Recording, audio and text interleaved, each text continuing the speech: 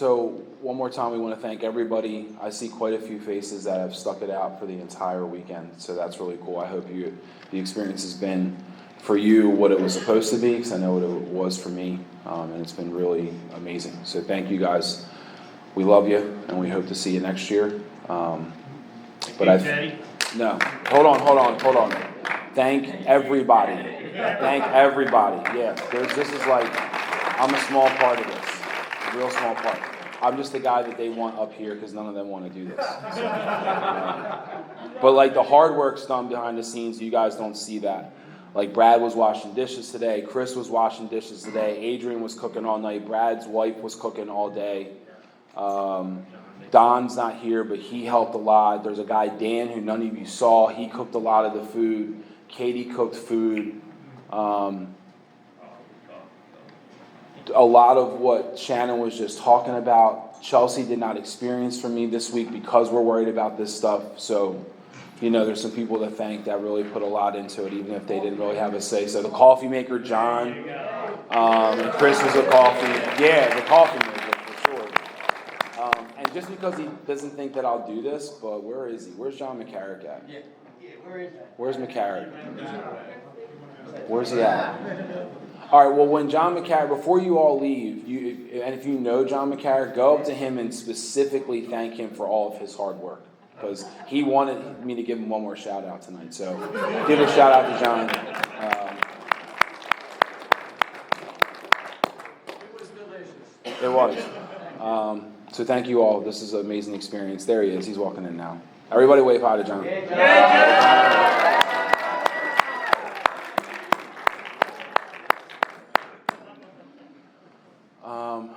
So we're going to just take a quick moment one more time just to get silent. And you can do with that moment what you want to.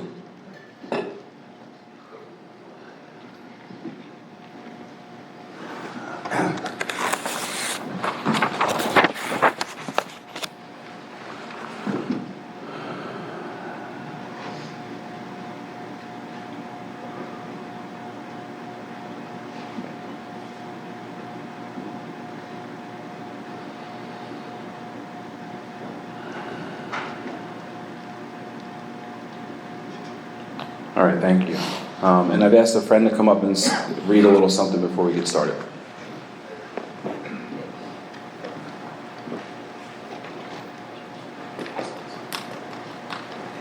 Is that paper right there? Which one? This one? Oh, this paper. Okay. Hi, Alyssa, alcoholic. Step 12, the family afterward, 124. Henry Ford once made a wise remark to the effect that experience is the thing of supreme value in life. That is true only if one is willing to turn the past to good account. We grow by our willingness to face and rectify errors and convert them into assets. The alcoholic's past thus becomes the principal asset of the family, and frequently it is almost the only one.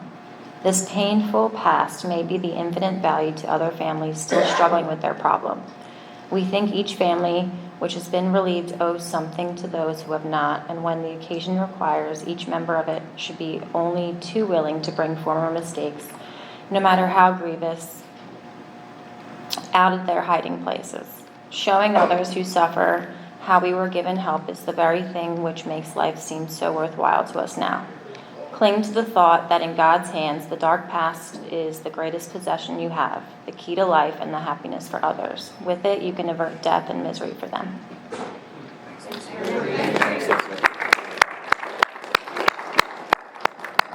All right, and please help me welcome for step 12, Ricky D.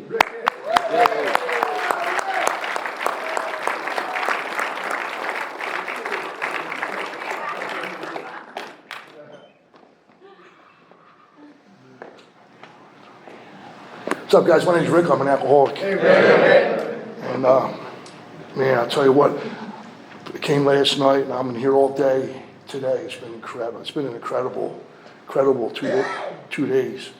And it doesn't, for a long time, I sat in the rooms of AA, and nothing really moved me. I came to you guys. I didn't have the capacity to love, and I was too selfish to serve. And I'll tell you what, this last night and today I've been moved, and I, During Chelsea's talk and Jackie's talk and Shannon's talk, I think every talk, I found myself weeping quietly. And that's not me. That's how I know this works, because there's change. It's taken 20 years, but there's change. Yeah, there's change. What time I got till 10:30? 10:30? I'm going to keep Teddy here till about midnight. Now, there's only two ways I know how to work. Step one. One is to drink, and one is to sit down with a sponsor. We're a member of Alcoholics Anonymous, and they learn us what it means to be alcoholic for two reasons. One is to assess how bad I am, to know how bad I am, and two is to carry the message to the next alcoholic that has depth and weight. And I only know how to grow two ways. One is through pain, and one is through inspiration. And there's people in this room that make me want to be a better person. It's unbelievable that I never thought I would stand up here and cry, but that's where I've been moved to this week. I can feel love for the first time in 20 years sober. I keep coming back, they say, keep coming back, it'll get better.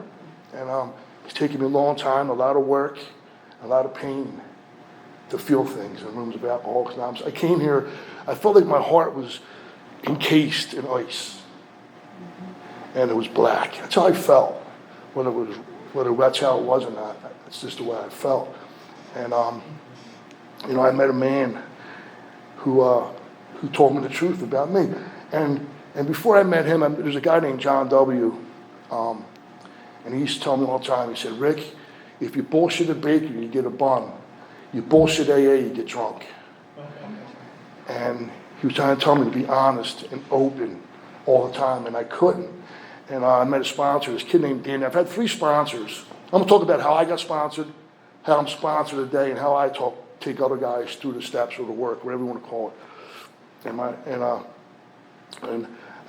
met a kid named Danny. He was my first sponsor. He told me the truth about me. I don't think he ever read the big book, Working with Others. I don't think he got that far. He was 8 years sober, but like Jimmy, he was like 7 years sober before he got into the big book.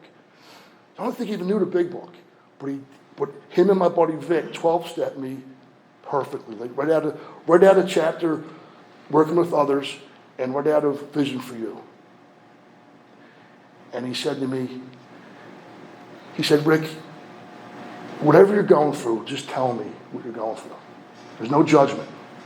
And I didn't, like Sharon, I didn't even hear it. I'm too worried about me and mine. I need a job. I need to pay rent, recovery house, all this stuff. And what he was trying to tell me was, don't keep the crazy in the tent. Let it out.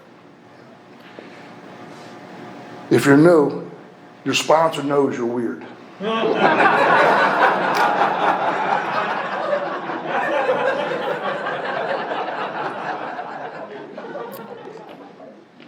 knows.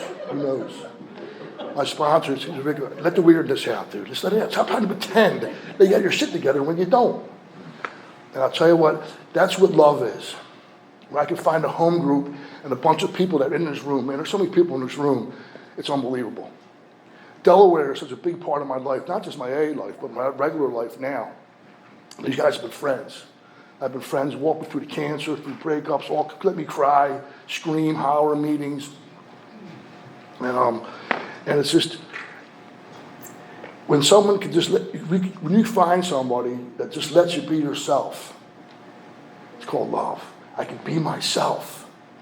And there's maybe they judge me. I don't know if my sponsor ever judged me. He never told me. He never looked at me weird. I would tell him weird stuff. He'd just go, okay. And he, when we sat down the first time, I went to the Stepping Stones. I walked in the meeting. A lot of you guys have been there. I went in the Stepping Stones. I was filthy dirty. I went on a run. And I walked into this place, and I was in a tuxedo, and both elbows were missing, both knees were missing. I had the black crack hands that went across this way, the blood stains down here, and the ooze with vodka. I walked in there, and this kid Danny hugged me. I couldn't even hug myself. And he hugged me. It's like the story with Jesus and the leper, where he reaches out and touches the leper. "I'm not afraid of you, dude." That's what he said to me. He said, "I'm not afraid of you. Come here." And he let me be me. And there was no judgment. And I know where to go. I was homeless. And he said, I'm gonna sit with you tonight. I'm walking around the corner. You got a place to go tonight. It was snowing. I had no friends. I had no family. I have a big family, but no one was talking to me. And he said, I'm gonna walk around to Vic's house. I knew who Vic was. I grew up with Vic, and he's sober. He seen me relapse. I had 13 months sober and relapsed. I had a month more than him. And it scared the crap out of him, and he got into the big book. When I was out there, he got into the big book for a year and a half, and he knew the deal. And so I'm walking around Vic's house. That house he has, you can stay there. And we walked around there, and on the way we walked around, and I don't even know why we walked, because he had a car. Danny made me walk everywhere. I think so he could talk to me. And we walk around the house, and I'm going to do this with you, not because to make your life better. I'm going to sit down with you and take you through these 12 steps, and eventually you got to take somebody else through the steps to make their life better. And when you make somebody else's life better, your life will get better. And he put his hand out. And in that handshake, God was right there. Because God took that handshake way more serious than I ever did. I would have told you this is what, I signed up for that. No, right? And he said, what's going to happen is your life's going to get really, really big. And don't ever leave AA. Don't ever leave the place that blessed you when nobody else could. He said, because your life's going to get big. You're going to get the hat, the haircut. You might even get laid. I doubt that, but you might.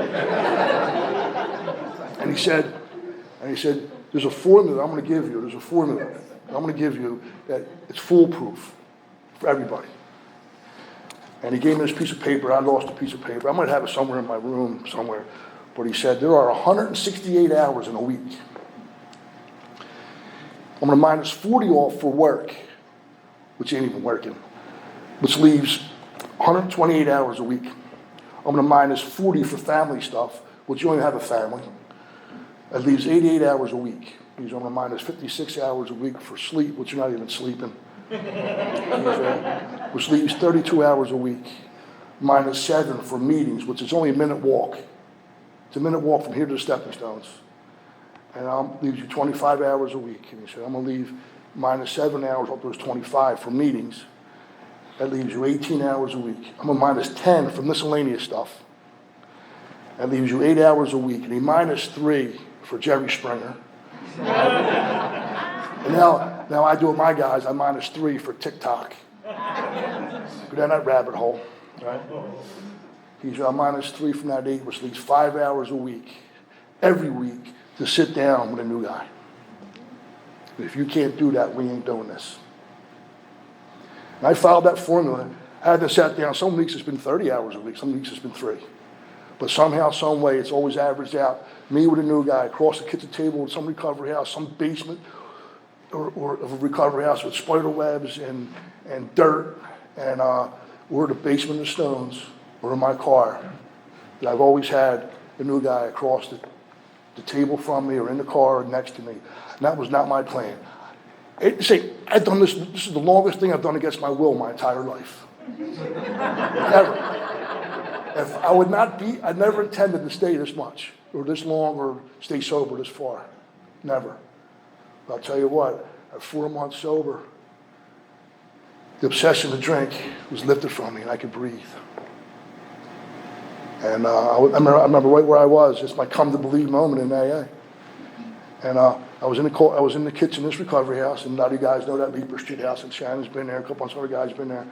I'm in the kitchen, it's 10 o'clock at night on a weeknight with a pot of coffee, because there ain't nobody working or sleeping. And this kid from another fellowship goes, all you do, Rick, is talk about the big book, your sponsor, Chris Brandon, all these guys, and you look me in the eyeballs right now, and you look me in the eyeballs. Have you thought about drinking since you lived in this house? Put the coffee pot down, I'm like, dude, I haven't thought about drinking in 4 months. And there it was. That's why I'm still here today. Because if that didn't happen, I wouldn't be here. Because if I just think about drinking, I'm gone. There's no more obsession, calling a sponsor, I'm just gone. And you don't see me for years, or at least 8 months. And that was my come to believe moment in AA. It wasn't my Kim to believe moment in God, because I didn't believe in God. And thank God for sponsorship. He said, Rick, I said, you know, that night we went through the first step. He explained to me what being an alcoholic was. And he said, Rick, you think he looked at me and he said, and then my buddy Vic walks in, and you know, Vic's the kind of guy, he's the principal is this building, Vic, and now you guys know Vic. He's just an unbelievable human being. And he walks in and just looks at me, no disgust, no nothing, just looks at me. He said, it's good to see you, dude. You know, I know I let him down. I was his best friend. We were doing AA together, and I just took off. And my friend Danny goes, Rick, do you think your problem is drinking, or do you think your problem is sobriety? I said, I don't know, guys. I said, listen. And he handed me a big book. I'm like, there was no furniture in this place. I just slid the big book. I said, don't big book me right now. I didn't want to be big booked, nor did I want to be interrogated with 1,000 questions. I needed a drink. I wanted to drink bad. He just said, Rick, do you think drinking's your problem, or do you think sobriety's your problem? I said, I don't know, Dan. I said, I think drinking's my problem. I just had 13 months of continuous sobriety. I said, I picked up a drink. I burnt my life down to the ground again. And he walked outside. He got a very good sponsor once. He got me to chase him. I wanted a cigarette as well, but I wanted to know the answer. I did want to know the answer. And he lit a cigarette, and he held it. He's like, yes. I said, well, tell me the answer. He said, you're not serious enough. You don't want this. I said, what's the answer, Dan? He said, well, Rick, think about it. He called me Einstein, which he called me a lot, which I know it's not a compliment. He said, listen. He said, Einstein, listen. If you had 13 months of continuous sobriety, how can drinking be your problem? You ain't touching in 13 months. Well, your problem is ugly, miserable, untreated, dishonest, mopey, untreated sobriety. And when that gets better, you'll never drink again. That's the first thing that I heard. Piece of truth I heard. I've never heard that. I've been to probably 9,000 meetings in 6 years, from 1999 to 2005, 6 years of in and out, working step 0 magnificently, working step 1, drink. All right?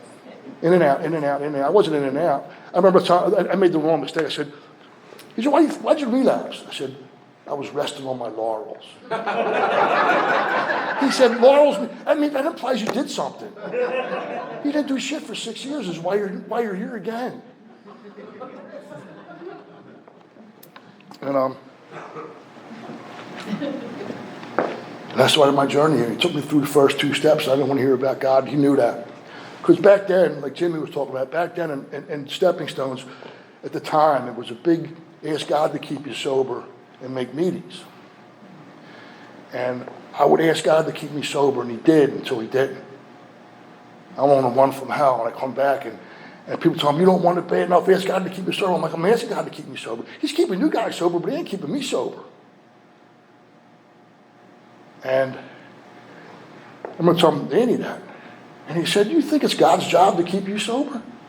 I said, Beauty Salon Betty said so. He said, well, stop listening to her, you listen to me now. He said, it ain't God's job to do anything for you. It's your job to serve him through AA. And when you do that, you'll get your mind up off of you, and that's the goal here, to get you up off of you. He's here. Then he explained to me when Shannon was reading about self-centeredness. He said, Rick, you're deeper than that. Like, you think about yourself all the time, but it's all you think about is you. All you do is think about you all the time. It's you or nothing else. There's no room for nobody else. And there's a second piece of truth that he gave me. I had no argument for that. I had no argument. So, I heard about getting on our knees, kneeling down, and taking the third step, and he didn't do that. Not that night. He just said, are you willing to believe in something other than yourself? I said, yeah. I said, it was snowing out. He said, go out and stop the snow. I said, I can't go out and stop the snow. He said, see, Mother Nature's a power greater than Rick. As long as you're not it. I don't know what that even meant at the time. And he said, your third step is going to be like this. I know, we're going to get down, and we're going to hold hands, and it's going to be weird, and we're going to be connected forever. He's like, no. You're going to go to Stepping Stones tomorrow morning and make coffee and tell you not to. That's going to be your third step. And I'm like, oh, am I going to go to Tibet and build schools too? He said, no, Rick. God has qualified people to do that. All the stuff I heard now, yeah, I'm just patting it back to him, and he's just chopping me down at the knees, going, dude, you shut up. He said, you listen with your mouth. If anybody else listens with your mouth. I'm talking, he's talking. That's it, keep listening with your mouth. And that was my third step. It was tomorrow, when I come back tomorrow morning, we're going to write a 4-step. And I said, you cannot do this. This is way too fast. This is against AA rules, regulations, policies, and procedures. I said, no way can you go through 3 steps tonight. I don't know what I even did. He said, you got the rest of your life to rework them, Rick. But right now, you understand what makes you alcoholic. That your first step says you're drinking again.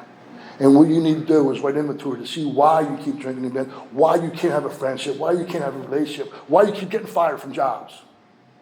So I would go in my home group and I would go. I remember I'd come off the last relapse and I'm in the Stones the next day and they're like, it was like they just look at you. Husband and wife just like, look, oh, there he is, he's alive.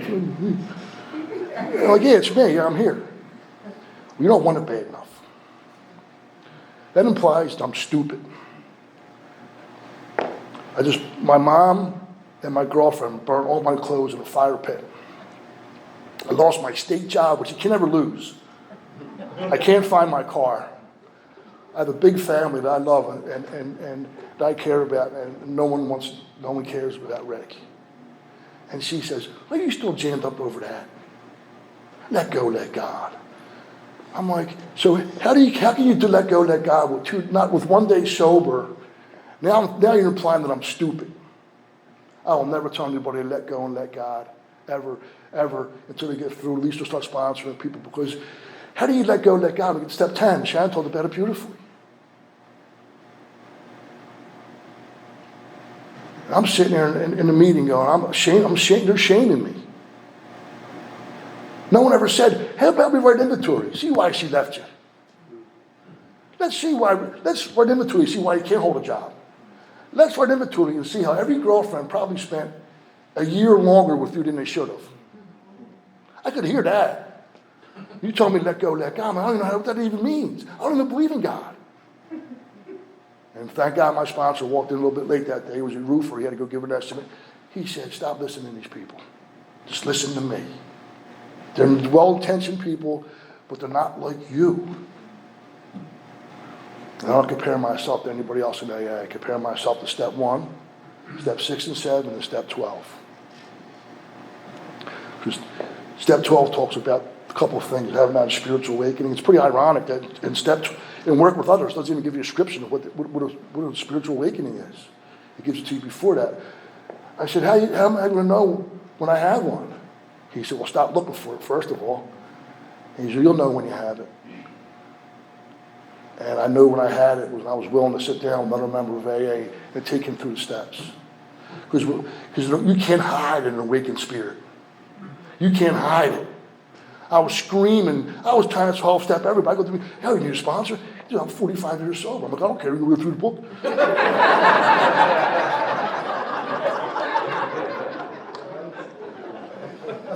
I don't care. You probably didn't write the 4-step, right?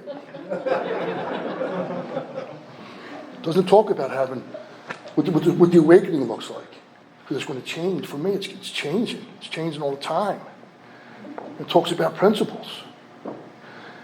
There wasn't one human being on earth that was better by knowing me. November 28th, 2005, there wasn't one human being, a person or a pet, who was better off knowing me. Because if you were in my life, you got used, abused, mistreated, and hurt. I never woke up one morning and said, I'm going to hurt somebody today. It was in my selfish pursuit of what I thought would make Rick happy. I never set out to hurt anybody in my entire life. There's a good barometer on page 18 that I'd like to remind myself. I can't remember my last load. But I don't ever want to remember from where I came from.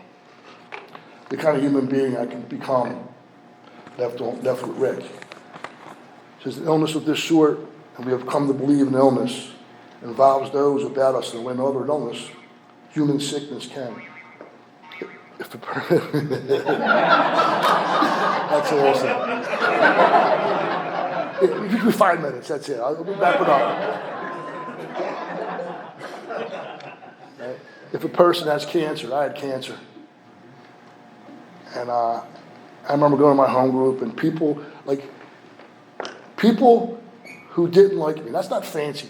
There were people in my home group who flat out said, Rick, we don't like you. They came to my side and fed me. And I learned a valuable lesson there about not just helping other people. This woman came to my apartment. I got cancer, and within 30 seconds, my whole life changed. And Shannon said, just wake up, and what just happened? And so I worked for the state, but the red tape took months for me to get paid. And my buddy Vic was feeding me. But he had a job, so I was hungry a lot during the day. And I couldn't tell nobody I was hungry because I was too proud. I'd be starving. And this woman knocked on my apartment door, and she said, Rick, here. It was a ShopRite card. It had $300 written on it. I'm like, I can't take this, Elaine. I can't take this. She's like, stop. I said, you don't even like me. Why are you doing this? So you can say you did it? She's like, accept the help, Rick. It's part of the deal. You just can't be a helper. Accept the help. Because you know how it feels to help people? I'm like, yeah. She said, well, let me help you so I feel that. Told me a valuable lesson. So if you don't have a sponsor, let someone sponsor you. And I'm like, I can't take this. She closed that door, got in the car. I went to ShopRite as fast as I could. I love Elaine. I'm like calling people, I love Elaine. She's so cool. And the next day, she wasn't even talking to me again. Right? It says, but not so with the alcoholic illness, for with it there are annihilation of all things worthwhile in life. Everything worthwhile in my life was burnt to the ground. There was nothing left. It brings misunderstanding. It says it engulfs all whose lives touch mine. My mom and dad never drank or did a drug in their life. My mom and dad suffered from alcoholism. Mine. I introduced my parents to a way of living that no human being should ever be introduced to. It goes on to say, it brings misunderstanding, fierce resentment, financial insecurity, disgust of friends and employers, work lives of blameless children and sad wives and parents. Anyone can add the list. So when I think of principles, I look at this. The way I'm living right here, right now, am I bringing misunderstanding to my family or my friends? Because at one time, I had a bunch of guys who come, still to this day, anybody come in my life unannounced. If you're in my circle, not everybody, I get twisted, but guys I work with come in and come in unannounced, say, yo, Rick, this is what you're doing, dude. Maybe try doing this. And when my buddies came up to me, he wasn't my sponsor at the time, it was Chris B. He goes, Rick, you treat your sponsees better than your parents. I was 8 years sober. He's here. Every Wednesday night and Saturday night, we all got to eat, go to Cameron's, we get wings. A lot of you guys have spoke there. A lot of you guys all went out with us, 35 of us every Wednesday and Saturday night. And he said, I see you on Facebook with your sponsees. I never see you on Facebook with your mom and dad. Because you don't get the same likes on Facebook with my mom and dad. Right? You don't get the same attention. Look at Rick. Looks like he's a really good AA member. In the meantime, my parents, who want to spend time with me now, 8 years later, they want to spend time with me. I ain't got time for them. And that changed. And to the day they died, that changed. That's why we have people. I need people. Spirituality, I need you guys. Religion, I can practice home in my bedroom. Spirituality needs to be with people. That's why isolation. My disease wants me in my bedroom watching Dateline for 5 days in a row. And when I get in my room, isolated from you guys, I got 2 people running my life. I got Charles Manson and Peter North. If you don't know who they are, Google them. Sex and murder. That's what I think about. When I get untreated, unchecked, unaccountable for in the rooms of AA. That's why, if you're in the room, it sounds simple. If you're in the room and you're locked in there, get out. Get in the shower, get out. It's not going to find it in a big book. Just my sponsor, just get out. And because if I don't, you see, and my friend Danny told me the most important lesson you can ever teach anybody in AA without even using any words. He taught me that you stop hearing fifth steps. If you're a real alcoholic, you drink again. And when you drink, you might not make it back. 19 years later, you can't get back to the rooms of AA. Breaks my heart. There's a man who interrupted my death. He hung out with me every day. Imagine hanging out with me every day. Every day. I can imagine hanging out with me every day. My lifestyle, am I spending more than I make?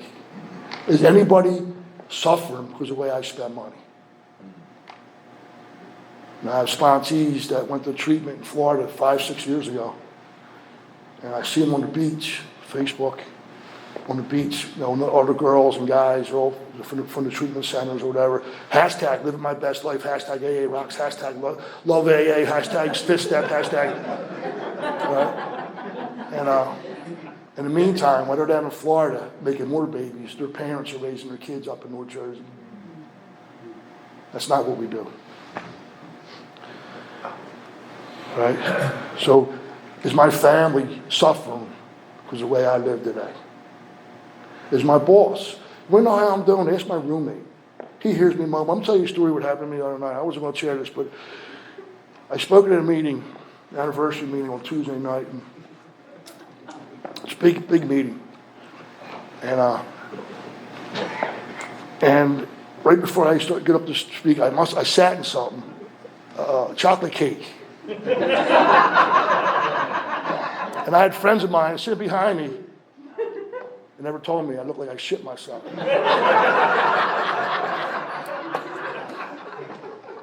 Right? And I just got over that this morning, I think.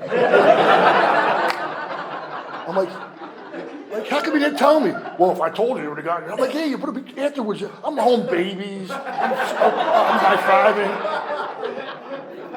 I got home and I was mortified. Right? So they're the kind of friends that I have, right? So these principles doesn't really talk about what a principled life would look like, so to speak. But there's some barometers.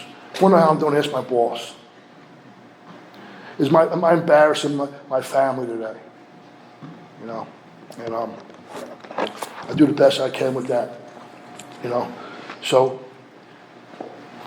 my sponsor, we were back in that recovery house. He showed me how to write the 4-step. He sat with me while I wrote the 4-step. Like, he sat with me. I do it with my guys, but I never heard anything like that. He sat and said, come on, let's write the 4-step. There's 1,000 things we could probably do other than write the 4-step. And he said, come on, dude, you need to make amends so you can get free. So I was carrying around so much guilt and shame and remorse about what I did to my family that they knew I needed to get to amends. And when I made my amends, my whole life changed. Everything changed. Can you imagine right here, right now, all of us, right now, if there was no AA? Think about that for a second. Can you imagine if there was no AA? Can you imagine if there was no safe place to go? Come in and let the crazy out of the tent. Like Shannon was saying. You see, I told my sister some of the stuff I've done. She was you share it with your sponsors, it's the funniest thing ever. Funniest things ever, right? Can you imagine everybody who's got AA babies and AA partners and AA jobs wouldn't exist? Think about that for a second. And we come in here Because we're sitting in the defect capital of the world, and then we just judge the balls off each other. So we judge each other right out the door. All right? You know, you can Google 88 books that shaped America. On that list will be the big book of Alcoholics Anonymous. You can Google 80 days that changed the world. June 10th, 1935 was on that list. And we got a thing that we come in here and we just argue with each other. So, you know, when I had cancer, walking through if everybody's walked through a chemo ward, I suggest you do that. I go every 6 months to get checked, and I walk through the chemo ward, and you'll never be ungrateful again. But yet I still can be. Right? Now, I remember when I was getting my chemo in 2015, there was a girl sitting next to me. She was 16 years old. She's not coming out of that hospital. They're doing everything they can. I hear her parents talk. She ain't coming out. If I would have said to her, "Hey, Lisa, I got a book here. Right? And if you take these actions out of this book, you can pour it out. You can walk right out of here." She would jump at that. Not me. Here's Rick, here's clear cut directions again. Nah, I need her. I need a job. If I get that job, I'll be good. No, here we go. Stick this here, where the foot? No, I'm gonna go over there. I'm gonna get a watch. Right? No, Rick, help me wear the 4-step. Nope. I need a tattoo. Tattoo keep you sober 12 days.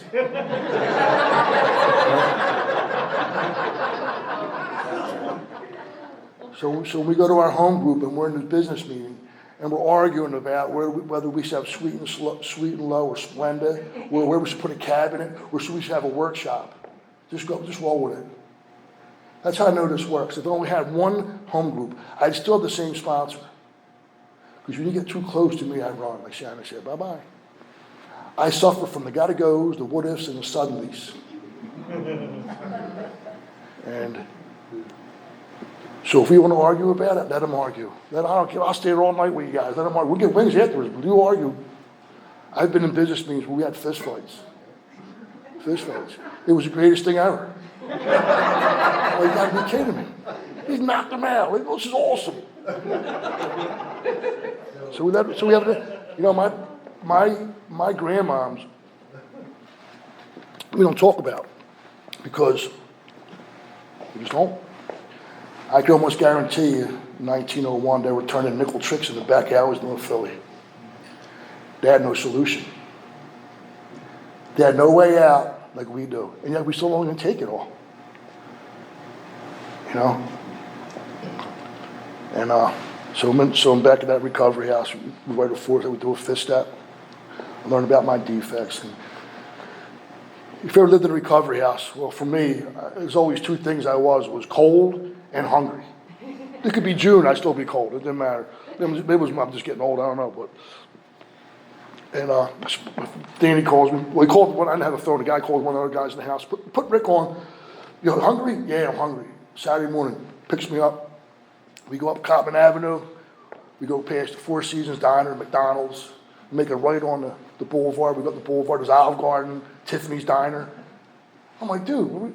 I said, oh, no. I said, we're not going to eat, are we? He said, nope, we ain't going to eat. And we went up the boulevard. We went to my parents' house. I'm like, dude, I said, they got a restraining order against me. He said, I know. He did exactly what the book talked about. He got to know my parents. He talked to my mom. I had 5 minutes to go make an approach, first approach. I'm up there. My dad walked out. I walked in. My mom has, you have 4 minutes and 54 seconds.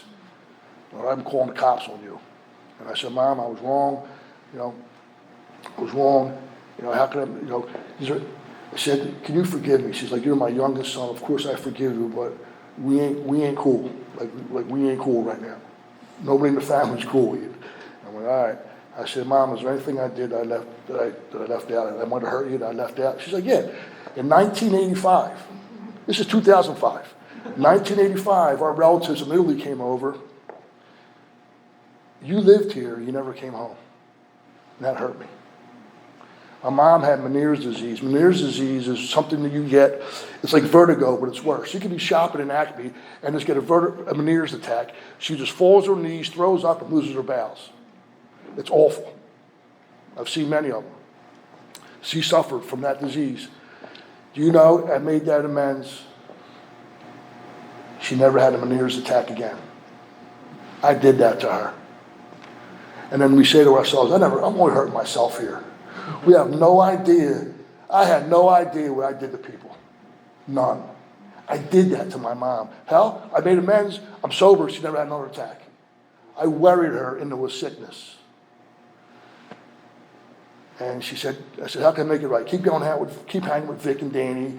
Go to them classes. And you be part of the family when we call you.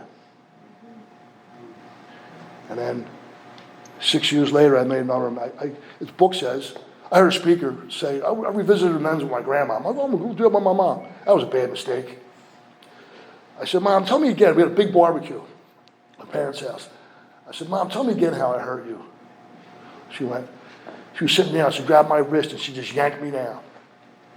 And she says, you have no idea what you did to us. She said, I never did a drug in my life. I'm taking Xanax so I can sleep. Me and her father slept in the same bed. So you stole time from my grandkids. Worried about you out there. I couldn't be present, nor could I help your sister or your brother. I said, Mom, why don't you tell me this when I made my first amends? She said, you never would have stayed sober. My mom got Al-Anon in the meantime. She knew. Women told her, don't crush him. Let him make his amends, let him grovel for a little bit, and he'll revisit it. If he's doing AA, he'll revisit it. And you get him. And she got me. And I'll tell you what, it was one of the greatest experiences I had watching my mom healed. When I made my first amends, I watched my mom get 20 years younger. She went back to 1985. She talked different. And I made my amends and I went back and made every amends I possibly could. And I found God through you guys. I didn't find God. I'm going to go to AA. I'm going to find God. I'm going to pray harder. I'm going to say the third step prayer on my knees. I did all that, but I found God through you guys. My relationship with you guys got better. My internal condition got better. Because when you do good, you feel good. And when you do bad, you feel bad. Deep down inside, every man, woman, child is a fundamental idea of God. That's how simple it is for me. I'm a simpleton. I got to dumb this down. Every time I hear a fifth step, or I talk to somebody else about AA or about the men's, I feel good. I picked Chelsea up from, she probably didn't feel that too good that day where she had it. I picked Chelsea up from rehab. Yeah, I just felt the angst. I felt good. I told her the truth. Gotta get a job. What? J-O-B. Gotta get a job. Okay. Mom's got money. Oh, no, we don't do that. We gotta get a job. And I started to feel good. Things started to change in my life. I couldn't explain how it was happening. And, in the grace, God's grace got me to my sobriety date. But God's grace alone is not enough to keep me here. Because if it was, all of us would be sober. Think about it. But what happened was, when I saw the truth about my first step, my sponsor said, Rick, did you ever say you're never drinking ever again and mean it with all your heart? I'm like, yeah, all the time. He said, you drank again? I'm like, yeah, all the time. He's like, that's going to happen again, all the time. And so when that grace sees that, there's no action that follows that, that grace dissolves. Through the work I've done here, I'm still here because of the conscious contact I've made with the power that gave me the grace in the first place. It's a big difference. Big difference. Different footing.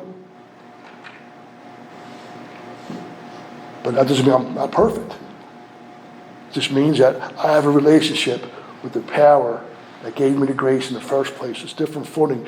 And the 12 steps teaches me how to have that spiritual awakening. The 12 steps teach us how to have one, how to keep on having them, more importantly, how to give them away. And there's the secret. If I can find what blocks me off from you guys, I will have found a secret for life. Think about that. What blocks me off from serving you, that's the whole secret here. To loving you as you are. Kind of loving to it all? Never. Did I ever answer that question? Yes. One time, almost. A lot of you guys know Mark Ryan. He destroyed that at 23rd hour. At 23rd hour, my sponsor came in my apartment. I just had both testicles removed, and here comes Mark. I'm like, oh. And he's like, I need clothes. I'm laying on my couch. He's got my suit on. He got my clothes. He's like, can I borrow this? Can I borrow it? I'm like, dude, get out of my house. I almost had it. Almost had, because I had no human contact for that day up until that moment. My buddy Vic said, go upstairs, lay down, sleep. I almost had it. But that, am I kind and loving toward all, is the trick. Am I? Can I be? I wish I was. But see, my whole life depends upon that. The most important thing in my life today is my seat in Alcoholics Anonymous. I got to protect that. People say, well, God is. What if we're not feeling God all the time? I'm not God-driven and God-reliant and God-conscious 24/7. I got to protect that. Because without that seat here, everything else falls by the wayside. I had no life without you guys. I need you guys. I was never a fellowship person. Never. I would go out to eat. I would look like I was connected, but I wasn't. How I get connected is by, like Shannon said, I open myself up. I tell you all of me. Not everybody. My sponsor. Maybe a couple other guys. I tell them, get to know me. Get to know me watching an Eagles game. My sponsor's like, yes. Screaming at the TV set, throwing popcorn, stuff in my face, spitting food out. It doesn't mean I'm bad. It just means that we're human. We're never going to outgrow my humanness. Shannon said, never outgrow my humanness. Never. So progress without perfection goes without saying. I'm never going to get so sober I can't drink again. I got to protect that seat here. But he can get so drunk I can't make it back. My first sponsor can't make it back. I'm never going to get so spiritual when my head won't lie to me. It just tells me, just tells me stuff, right? Like I have friends of mine that are starting businesses, guys I sponsor are starting, like their lives are just taking off, man. You know, like no one in my life benefited from me knowing them. 15 years, 2015, I got diagnosed with cancer, went through a bunch of surgeries, chemo. I moved back in with my parents. I took care of my parents. There's two people that were better off with me in their life. If that's as good as it gets, I'm cool with that. You guys gave a son back to parents who desperately wanted their son back. I became a son. I had my parents back. I took care of them. And how I know, they told me. Thank God you came back. And I looked like a really good AA member. I didn't want to do any of it. Changing diapers. I don't have kids. You see your 96-year-old dad naked, it'll scare the crap out of you. Oh, shit. Oh, that's going to be me. No. Right? Then you see your mom come out of the bathroom now. But they did it for me. I do it for them. Full circle. I'd separate them. One more word. You watch the Phillies game upstairs. You go watch a movie over there. I always wanted to say that. You'll eat that. You'll like it. My parents got their son back. I'm watching my sponsees start businesses, making money. I got the umph of a stay-at-home boyfriend. That's where I'm at in my life. I woke up this morning thinking about a nap. I knew it was going to be a long day. I'm like, I got to find a place. That church is big. There's got to be an office I can go nap in. That's where I was at.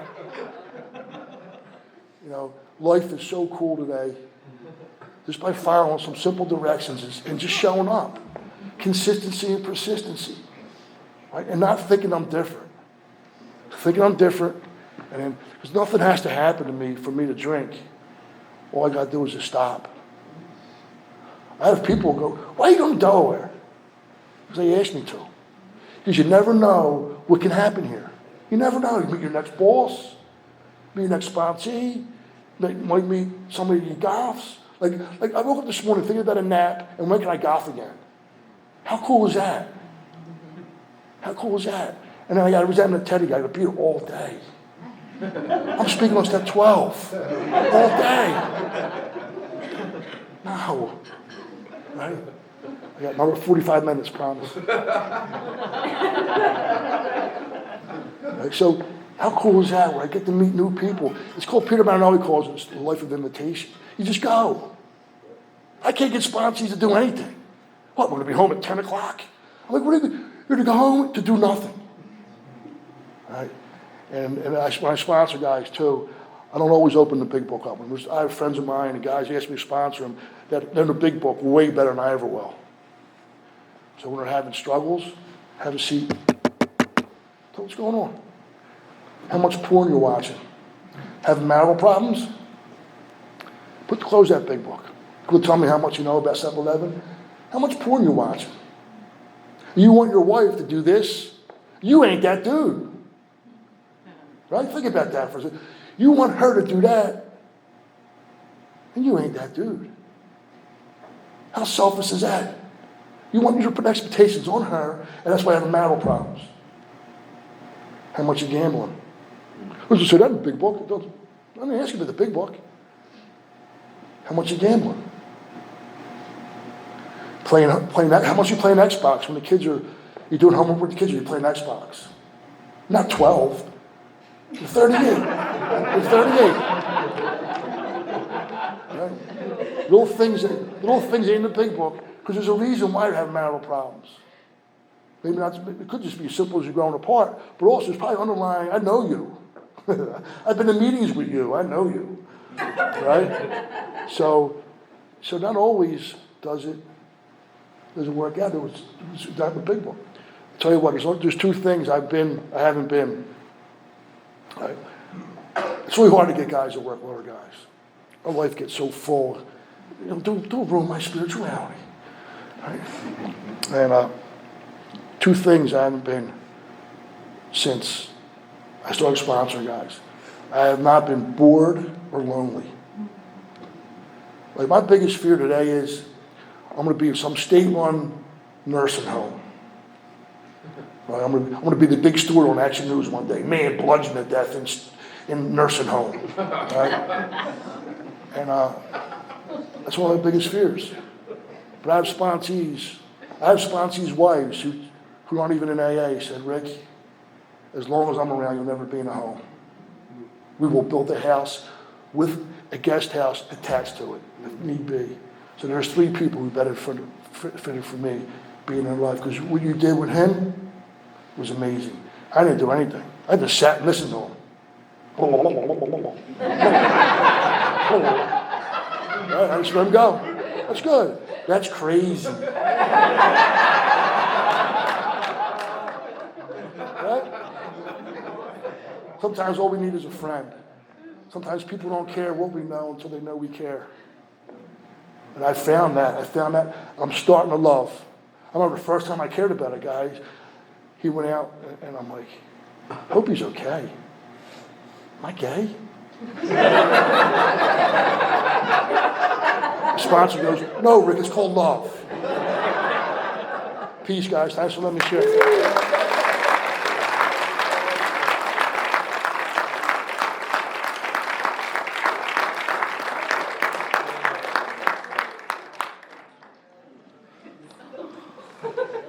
Not bad, Rick, not bad.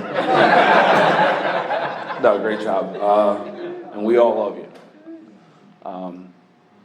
He's going to hate me for this. So if you take a look around, those of you who are from Philadelphia, Delaware, are probably here tonight because you were affected in some small way by you, Ricky. So thank you, because a lot of this is because we know you. So thank you. And with that being said, thank you all for being here for the whole time, and we'll see you all next year.